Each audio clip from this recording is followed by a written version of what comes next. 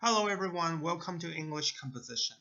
In today's class, we'll learn how to integrate a quotation into your own sentence. And before we start, I want to let you know that I'm still learning how to use this program. This is fairly new to me. So if you see me try to explore the features or these different buttons that I'm trying to click, please bear with me because I'm still learning. All right, are you excited about this presentation? If you are, just follow me and then we'll move on to the next slide. So the objectives for today's presentation include you should study the two essays by Mate, and then we'll learn how to quote and insert an in-text citation in APA style. So before we start, I want to encourage you to read those two essays first before we start learning how to quote and then insert an in-text citation. Because I will be using a lot of examples from these two essays. So it will be helpful that before you start watching this presentation, you should read those two essays first. If you haven't done so, I want you to pause this presentation and then study those two essays first. Well, okay, now we can learn how to insert a quotation into your own sentence. Now, this may be like a weaker part of a lot of students' writing. So we should, if you want to become a better writer, we should learn how to incorporate a quotation into your own sentence more effectively. Before we start how to learn how to insert a quote, we should start by asking, what are quotations? So in this example, you can see that Henry David Thoreau, and then you have this information in parentheses, 1837 wrote, men have become the tools of their tools. So in this example, you can see very obviously that Henry David Thoreau is the name of the author. 1837 is the publication year. Wrote. So in APA, they require that you insert the publication year right after the author's name or the name of the publication. So there are two options. So in this example, I inserted the publication year right after the author's name. And then you can also notice that wrote, the word wrote, the verb. So in APA, here's another rule. They want you to state the verb in past tense. So if we kind of translate it, you can certainly see that we can kind of sound that sentence. Henry David Thoreau in 1837 wrote. So it kind of makes sense in APA that they wanted you to state that verb in past tense. And then after the verb wrote, there's a comma. This comma separates your quotation from the main sentence. Men have become the tools of their tools. So the student here put those words in quotation marks. So what that means is that the sentence, men have become the tools of their tools. The sentence came from the publication written by Henry David Thoreau, published in 1837. And because the student put the sentence in quotation marks, so the words are enclosed in quotation marks, so that shows that the sentence does not belong to the student. It belongs to Henry David Thoreau. So that's the basic idea about a quotation. So once again, the rule is when the words are not yours, whether it's a sentence or a few words, even one word, when the words are not yours, you must put the words in quotation marks because you want to give credit to the original publication. And in APA, you must insert that in-text citation before or after the quotation. So you have to remember this rule. It has to be inserted before and or after the quotation. And in this example, you can see that we have a quote, men have become the tools of their tools. There is no citation after the quotation. So in that case, you can see that the period here is inserted before the quotation mark. So that's another rule you have to remember. Don't insert that period after the quotation mark if there is no in-text citation. So let me remind you once again. Because there is no citation after the quotation, so there is nothing here. So the period has to go before the quotation mark.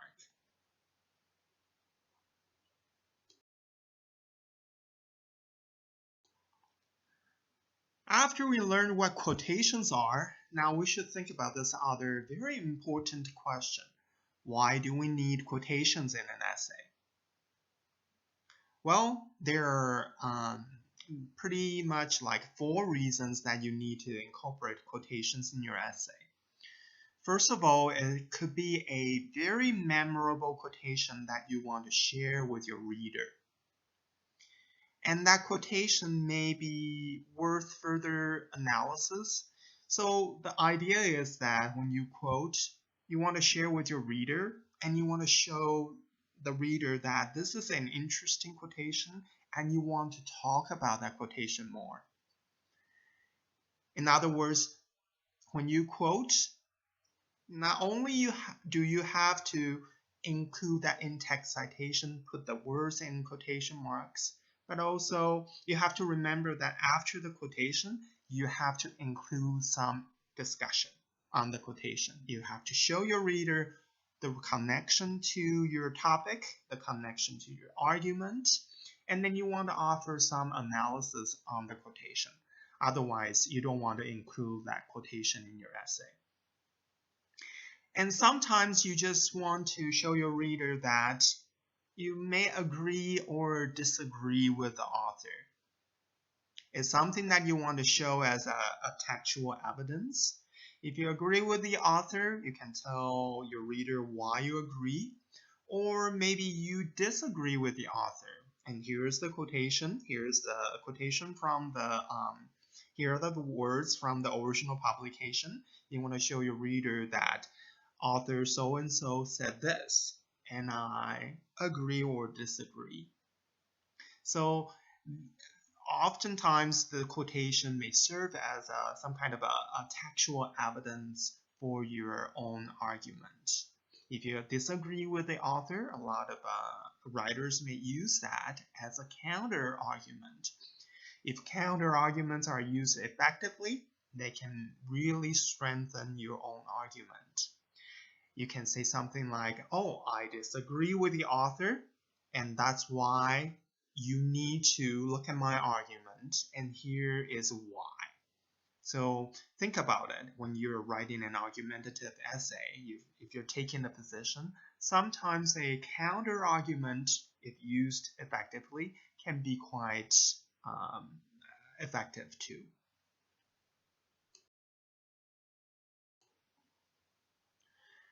And then here is another common question from students sometimes. They want to ask, how much should I quote in an essay, or how often should I quote?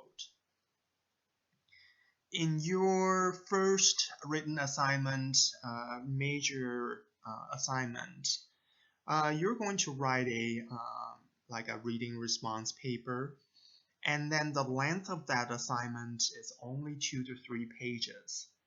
So I think it will be a good idea not to quote a lot because it's very short.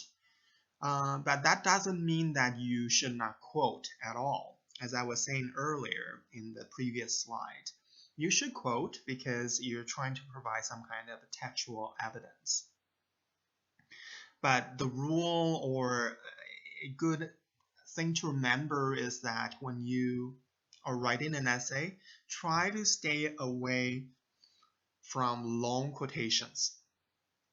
Now, it's very, very tempting to include a long quotation. You can see that, it can be 4 or 5 lines. It's very tempting when you're writing an essay because, you can just quote, and the quote, the words from the original are so good, you can just quote them. But when you're doing that, you're not doing too much work as a writer. So as a writer, you should try to stay away from long quotations unless absolutely necessary. Sometimes you may have to include a long quotation, like a long passage from the original publication. It can be some stats that you cannot paraphrase. So, when absolutely necessary, you can do that. But in a short assignment, try to stay away from including long quotations. Well, I mean, it's a written assignment. It's not a quoting assignment. You see what I mean? So if you want to include long quotations, maybe 5, 6 lines, and then in a 2 to 3 page paper, I mean, you just quote 3 times and your paper is done already. So, you don't want to be lazy. You want to do the work because you're going to be a good writer. You want to improve your writing. In that case, you want to stay away from long quotations. And when you're writing an assignment for any of your instructors, remember, short quotations can be very, very effective. And then you should try to do that more often.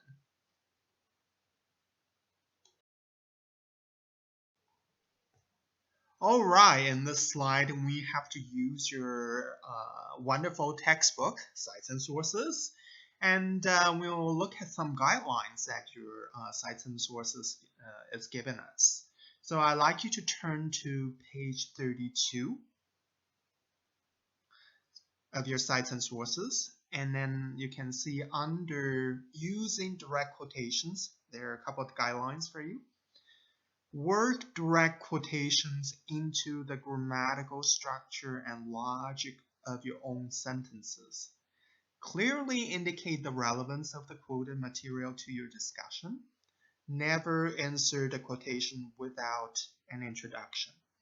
Now, these sentences may sound very straightforward to you, but I just want to go over them and then just to give you a couple of quick pointers so that you see what these authors are trying to get you to understand about quotations.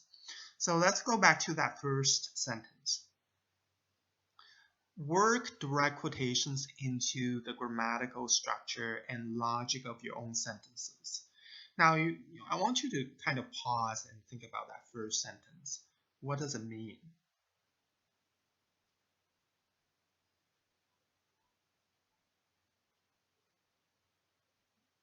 Okay, so work direct quotations into the grammatical structure and logic of your own sentences. Here, what that means is that when you're quoting, your sentence, including the quotation, must be grammatical and logical. So once again, it may sound very straightforward, but I want to once again paraphrase it for you. That sentence, including your quote, has to be grammatical and logical. And how do you know if it is grammatical and logical? I want you to remember this tip. Whenever, right after you quote, I want you to look at your sentence and sound your sentence with the quote. Sound it and to see if it is making any sense and to see if it is grammatical or not. If that sentence doesn't sound smooth to you, or it sounds a little bit strange, awkward, that means there may be something that you need to do about that quote or about your own sentence. Or it may not be logical. It doesn't make sense.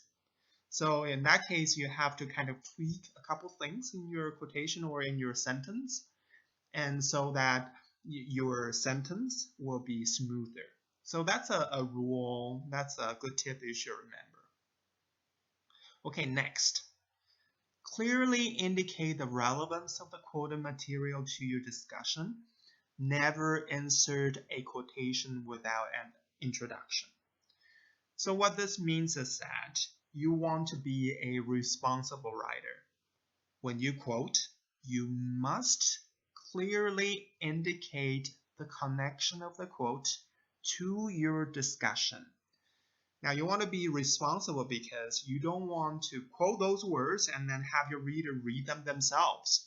Now, that's really lazy. Whenever you quote, you need to show that relevance, show that connection of your quotation to your essay, to the topic, or to your discussion. You don't want to insert a quotation without an introduction. So that's very, very important. Okay, so let's look at some more guidelines on this page. Provide the author's name, the publication year, and the page number in an in-text citation directly following the quotation. So that's kind of the format of the in-text citation. So you have the author's name, the publication year, and the page number. So you need to have these three things, these three components in an in-text citation. Now let's look at the scenario for short quotations.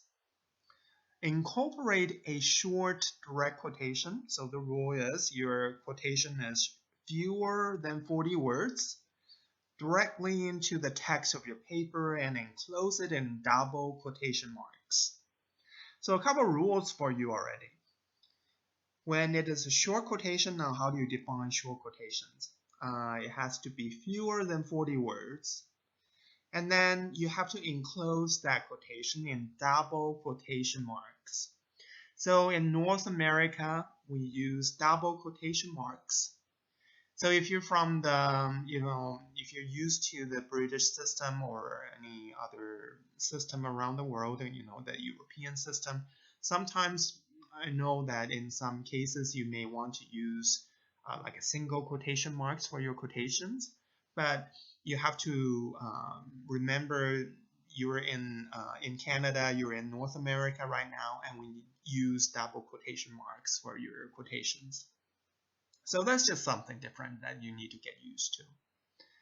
If you introduce the author in the text of your paper directly before the quotation, you do not need to include the author's name in your parenthetical citation, as in the second example.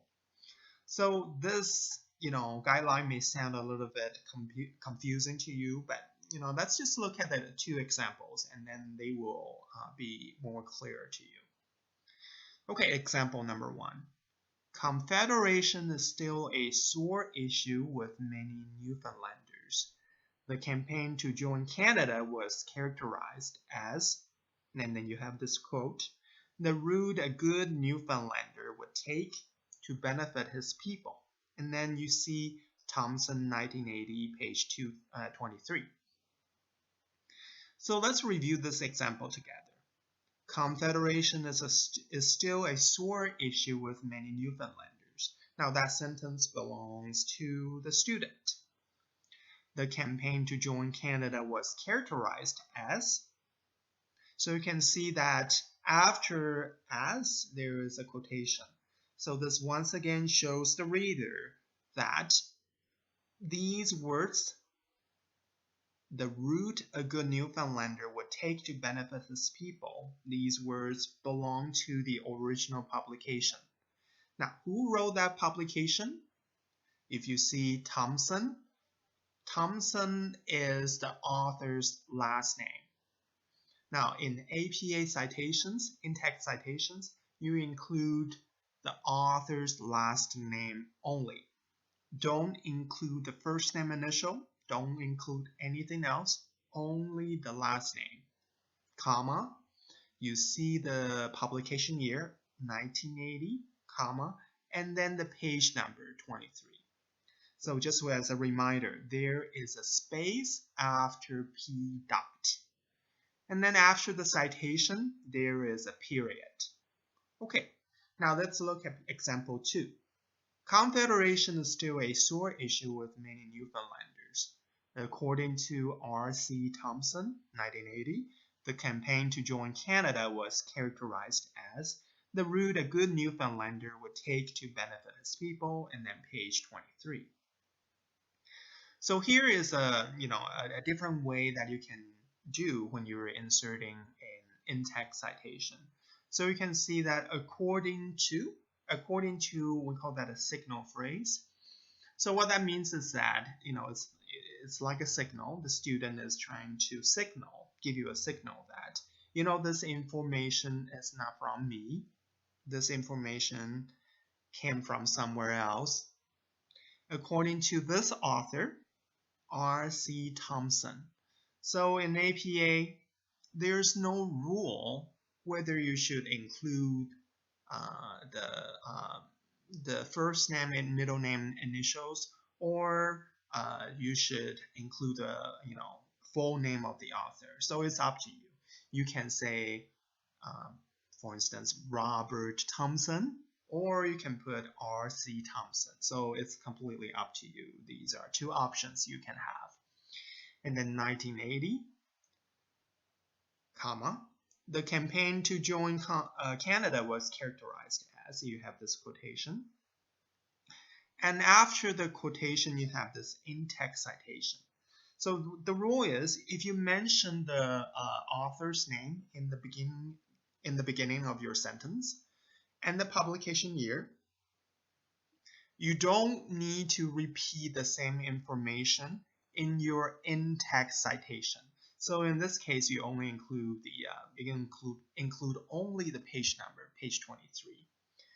But if you include the name of the author in the beginning, but you didn't include 1980, you can, of course, instead, you can say 1980, comma, page 23 at the end of your sentence. So in that case, you don't include the name of the author because you mentioned that author's name in the beginning of the sentence. So that's just another way of including an in-text citation. So you can put, once again, 1980, comma, page 23, if the publication year is not mentioned at the beginning of the sentence. And some students may ask, can I put page 23 in the beginning of the sentence?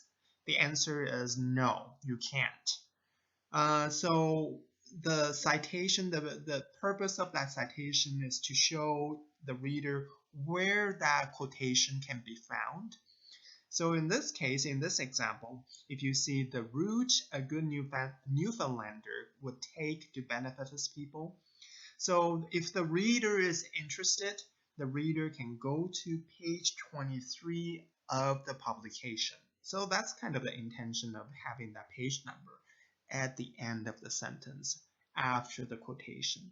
So it will be easier for the reader to find that original.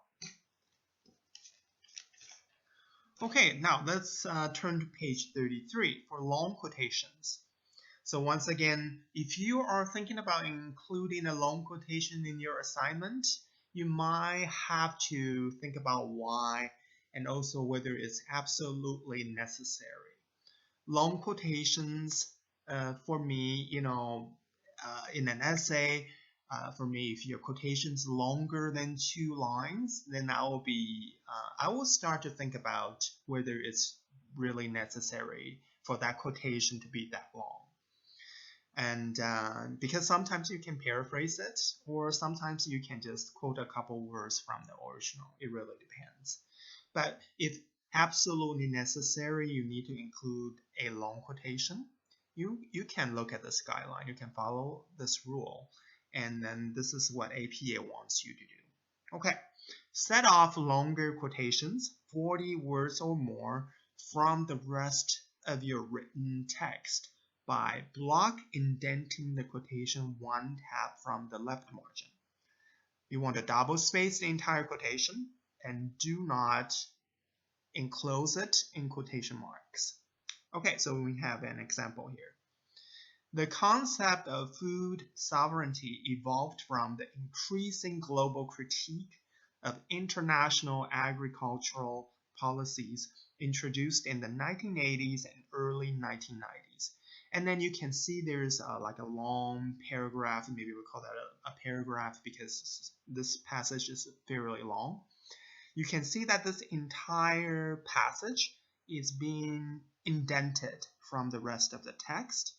And you can do that by hitting the tab key on your computer, and then you can tab indent the entire quotation.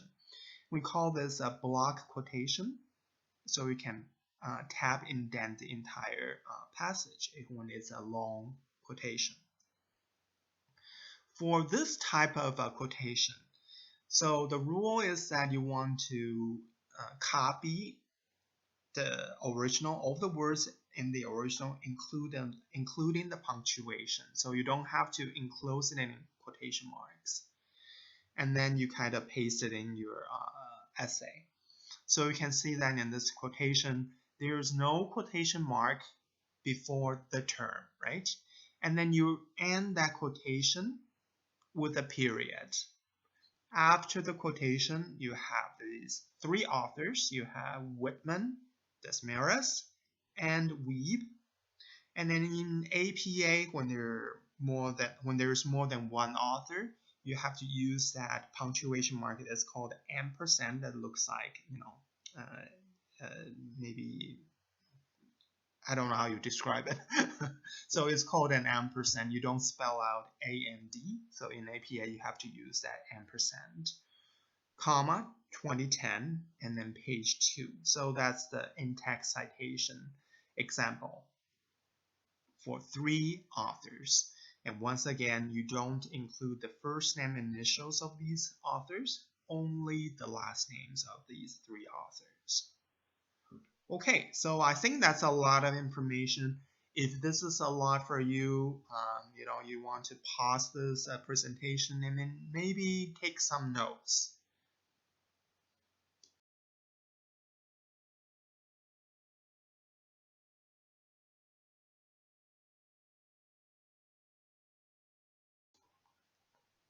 Okay, now that you're familiar with the APA rules about in-text citations, and also you learn a little bit about how to integrate a quotation into your own sentence, I want you to look at this exercise. I got this exercise from an online student, and then this just as an example. I want you to tell me what's wrong with it. And all right, here is the exercise. So it shows you that this is a website. It's a web article, and you have the title of the article: City accepts rationale for provincial flood maps. You have the name of the author. You have the publication date. You don't have the page number because this is a web article. And then here is the exercise. This statement by Jason Markusoff in Calgary Herald, caught my eye. The city has dropped any bid it had to alter provincial flood hazard maps. The mayor has derided as badly outdated.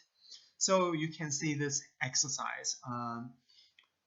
Okay, so that's maybe pause for 5 seconds, and then let's see what you see if you can tell me what's wrong with that exercise.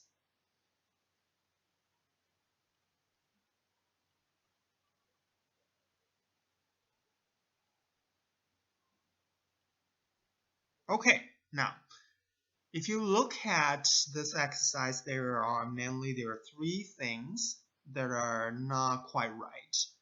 So first of all, the first sentence, this statement, okay, I can use my pen to underline this sentence.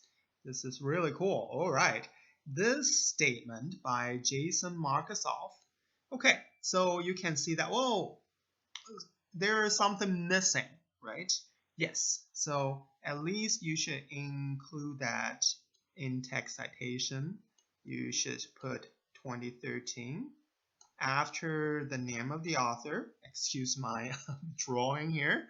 Okay, so you should put 2013 after this name, author's name here. And you have the name of the publication. Okay, so that's all right. Caught my eye. Well, you can say that, well, this sentence is really, really not helpful at all for your reader. Well, because you can use the same way of saying this statement, this sentence, by so and so in this publication caught my eye. You can say that this sentence in Cites and Sources caught my eye. So it's really not helpful for your reader at all. So this introductory sentence has to be a little bit more helpful for the reader. So what will be more helpful? So as a student, the student can include some information about the article, the city. Maybe you can say something about the flood maps, and so that will be helpful for the reader. Or maybe give some context of the quotation. So if you just say, "Oh, this sentence caught my eye," well, that's really, really not the way to introduce a quotation. Okay, and then if you look at that quotation here, the city has dropped and then blah, blah, blah. At the end of the quotation, there's no citation. So you can say that, oh, there's no page number. So what do I do? Well, when there is no page number in APA, they want you to cite the paragraph number of the web article. So, for instance, if it is from the first paragraph, you should say, okay, so excuse my drawing here, you should say para. So that's the rule. Oops, para. Okay, this is kind of fun. Okay, para dot, excuse me. Okay, para 1. And then you include that citation parentheses here. And then you put that period here. Because there is no citation, this period, as I was telling you earlier, should go inside that quotation. So it should go before the quotation mark. So this period is not inserted correctly. If there is a citation here, you should get rid of this period because you want that period to be here. I hope this is clear to you. And then if it is a sentence, let's go back to this introductory sentence here. If that introductory sentence is a complete sentence, this, once again, you remember that the quotation has to be a part of your own sentence, right? Remember that rule? So you should use a colon here to introduce that quotation. So that's another rule you have to remember. So those are the probably 3 errors that you can see in this exercise. And now we are going to learn how to integrate a quotation into your own sentence. Isn't that exciting? I hope it is exciting for you. All right, let's look at the next slide.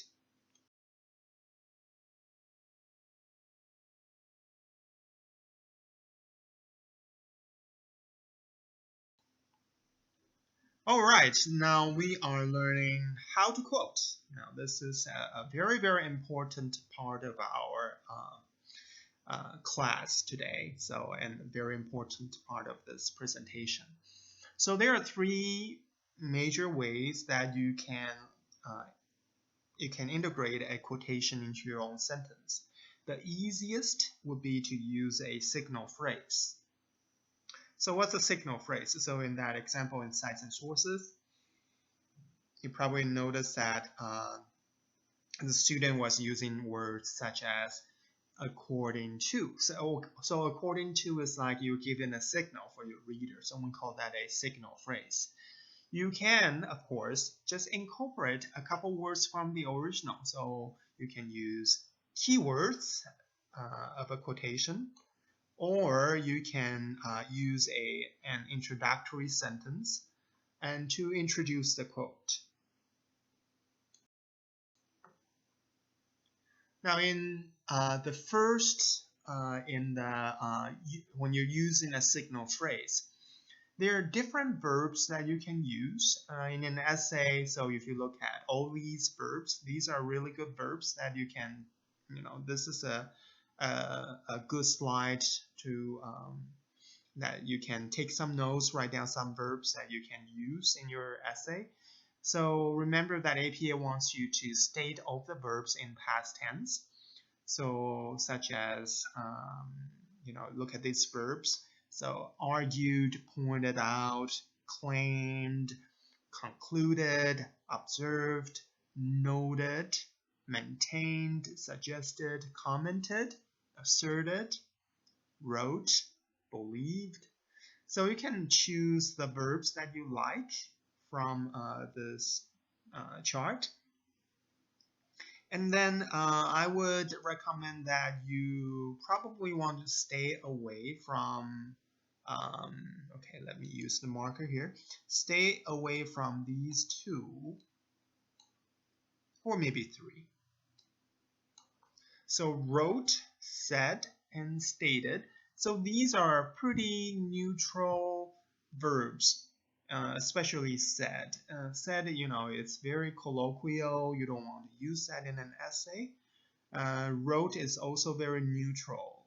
Stated is also neutral. So these three verbs are, they're pretty neutral. In a way, they're weak in an essay. So a good verb that I would recommend that you use would be, when it's an author trying to argue something, trying to convince you something, just say argued. Or you can say an author pointed out something. So these are good verbs to use. In an argument, you can say maintained, observed, right? So these are good verbs to remember. This is just something that you can keep in mind when you're writing an essay. Always go back to the slide, and then you can choose some of the verbs that you like. You can vary those verbs a little bit in your essay. Okay, so use signal phrases. So you can say there are quite a few ways that you can use the signal phrase. You can say, according to John Doe, as John Doe explained, as John Doe pointed out, this person believed that, and then you give that complete sentence from the original in the words of this person, comma, and then you have that complete sentence from the original.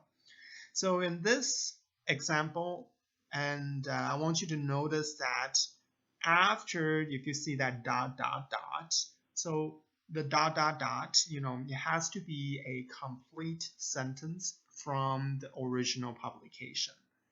Okay, so that's kind of the example. That's kind of the practice that I want you to have later after I go through these guidelines with you. And here's the example. According to Gabon-Mate, did you see that citation 2013? In this article titled, Stop Treating Drug Users as Criminals, there is a comma, and then you have that quotation mark. And so note that the comma has to be inserted before the quotation mark as well. It's inside the quotation. So that's another rule. It's kind of like a period. And then after that you have the quotation. So notice that this quotation is also a complete sentence from the original publication. So you have the US style law and order drug policies that the conservative cabinet appears poised to embrace are doomed to fail. And then you have the paragraph number 1. So para 1, so that's the paragraph number. So what that means is that if the reader is interested, the reader can go to the original publication, go to that first paragraph, and then find the sentence from the original article. So that's, once again, that's the purpose of an in-text citation. Okay, so this example is quite straightforward. And then I want you to pause this presentation. And here's your opportunity to practice. So what do I want you to practice? I want you to use this example, just follow this example. I want you to quote a sentence. So find a complete sentence from the original article, and then see if you can use the same format, use according to, or use any of those, signal phrases that I listed above in the slide, and then you can work on your own exercise and include that in-text citation correctly too. So know that there is a period after this in-text citation here. So period, there you go. Okay, so I want you to work on your exercise right now.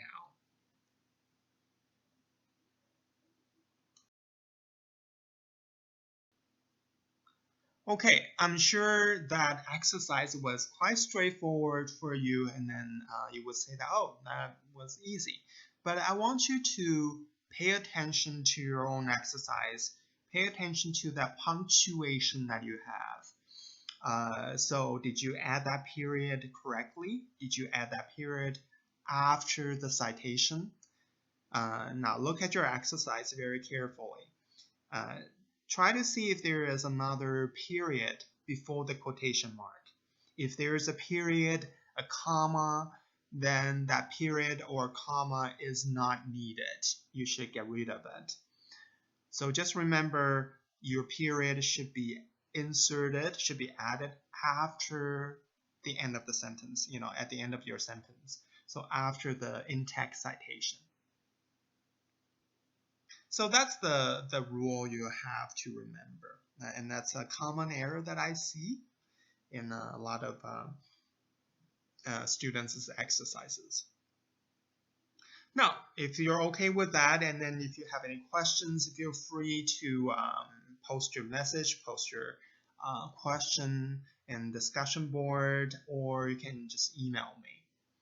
Okay, now we're learning how to integrate a quotation into your own sentence. This will be the second way, right? The second method. So I want you to go to your essay, go to Matei's essay, Stop Treating Drug Users as Criminals. Let's go to the 6th paragraph. So 1, 2, 3, 4, 5, 6. So in the 6th paragraph, the first sentence. So the first sentence that Gabor Mate wrote in this paragraph is that the scientific literature makes clear that emotional stress is the most consistent trigger for addictive behaviors. So if you look at that sentence and you think, what does that mean? Can you kind of paraphrase it for me?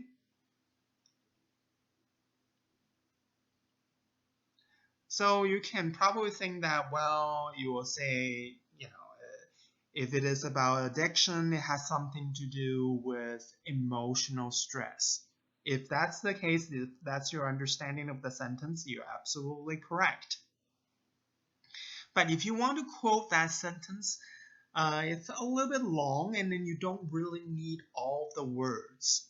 So you can instead just quote, a couple words, or just the, 2 key words. So what would be the key words?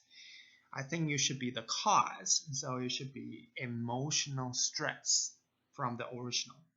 So you can see that, okay, we want to quote these 2 words. Okay, now I want you to go back to the slide here.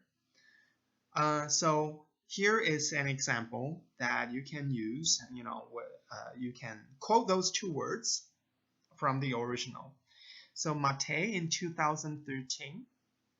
Okay, so the rule, once again, I want to give you a rule. I'm telling you a lot of rules today.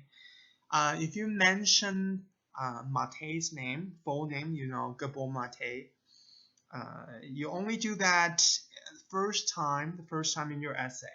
The second time or in subsequent citations or sentences, you don't need to state the full name. You can just say Mate, because your reader knows that, oh, okay, it's Mate. So you don't have to say Gabor Mate. And also another rule to keep in mind is that you should always use the last name of the author. Don't use the first name. You don't know that person on the first name basis. So that's something that you need to remember as well. Okay, so observed that emotional stress. So you can see that these two words in quotation marks are from the original article. That you can find these two words in the 6th paragraph of the publication. Is the main cause of addiction problems. So the sentence, including the two words, the quotation, emotional stress, is grammatical and logical. And that's kind of something that you want to accomplish when you're quoting. And then the citation should be inserted right after the quotation. You don't want to put para 6 after addiction problems. You don't want to do that. So that's another kind of a rule you need to remember.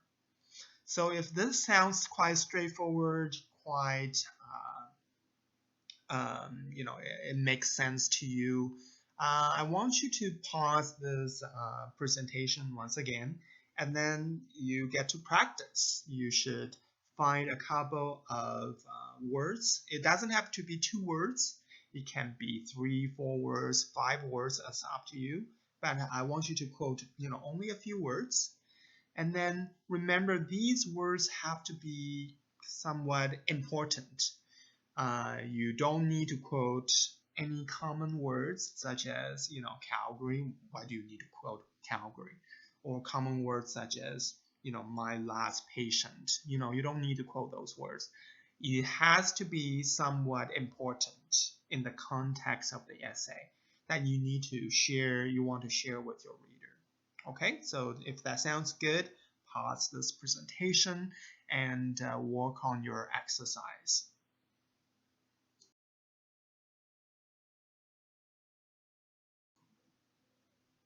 Okay, welcome back. Now this will be the third way of integrating a quotation into your own sentence. This is more complicated and it requires more work. But if you can master this, way of integrating a quotation into your own sentence, that will be wonderful. I mean, it will be really, really excellent. And so I want to show you an example, and then I wrote this example. And okay, so Mate in this article titled "Embraced by the Needle" that came out in 2013. So I'm using a different example, different article here. Argued that drug addiction can be caused by the lack of affection and security in the family environment. And then you have that quotation here. Feeling alone, feeling that there has never been anyone with whom to share their deepest emotions is universal among drug addicts. And then you have the citation. So a couple things I want you to pay attention to here in this exercise. If you look at this sentence here, Mate in his article titled "Embraced by the Needle," 2013, argued that drug addiction can be caused by the lack of affection and security in the family environment. So this is my sentence. I didn't borrow any words from the original. I wrote this sentence on my own. This sentence introduces this article. It kind of introduces what the main argument is in that article. It tells the reader what that article is about, the major argument, what that major argument is in the article. And also the sentence also has some kind of information about this quotation here. So when your introductory sentence is a complete sentence, you want to use a colon here. So this will be a wonderful, wonderful sentence and helpful. It's very helpful for your reader too. It does two things for your reader. The first thing is that it tells the reader what that quotation is about. It kind of gives an introduction. It tells the reader what that article is about, and it shows the connection of that quotation. And then introduces the quotation very effectively. It tells you what that quotation is about. It's telling the reader that Mackay's argument is drug addiction can be caused by this lack of affection and security in the family environment. That feeling of isolation is very, very common among drug users. And then after this quotation here, you have this in-text citation, paragraph 24, and then after that you have that period. So this will be a wonderful way to introduce a quotation. And of course, it will require more time. And you can see that this is more, sophisticated. It's more challenging than, number one and number two. But this is a good way to introduce a quote. So I want you to pause this presentation and then work on your exercise. See if you can find a sentence that you like from Matei's essay and introduce it. Write a sentence and introduce it. When it's a complete sentence, remember you want to use a colon. Okay, so pause this presentation right now and work on your exercise.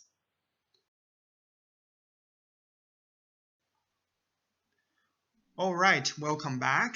So in summary, this is just like a recap of the class today, our presentation on quotations today. Rule number 1, you must clearly indicate the relevance of the quotation. So what that means is that when you quote, you have to show the connection with quotation to your discussion and the topic or your argument. So it's very, very important. Remember, you don't want that quotation to do too much work for you. As a writer, you want to be responsible. You want to show your reader why that quotation is there. You want to show that connection very clearly. And if it is helpful, you should include some analysis or discussion on that quotation right after you quote. Rule number 2, you must include a sentence or a phrase to introduce the quotation. So that's once again very, very important because you don't want to drop that quotation. So by dropping the quotation, I mean that you don't want to, here's the quotation, there are no words before the quotation, there are no words after the quotation, and here's just the quotation.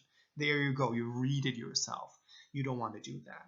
So once again, that rule is the quotation has to be a part of your own sentence.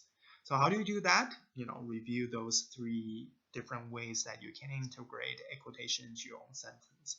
And I think by mastering those different ways, you will be a wonderful, wonderful writer. You'll be a better writer.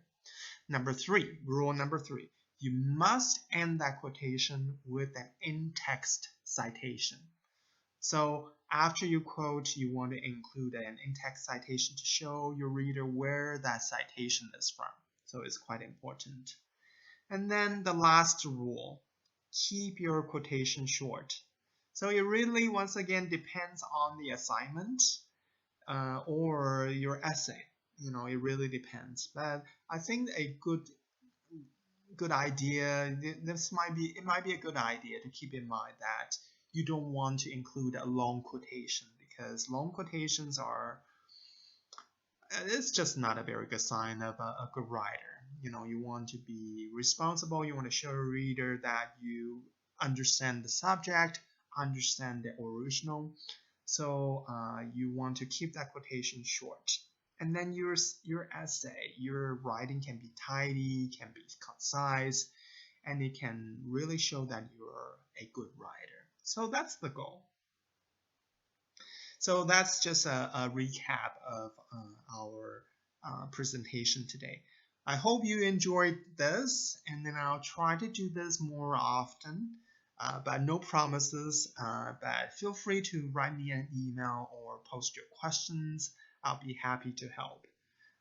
Remember, if you have any questions, you can contact me or contact our tutor, Nadia. She is very, very helpful. Her contact information is available in D2L. I think I posted her information under class announcements.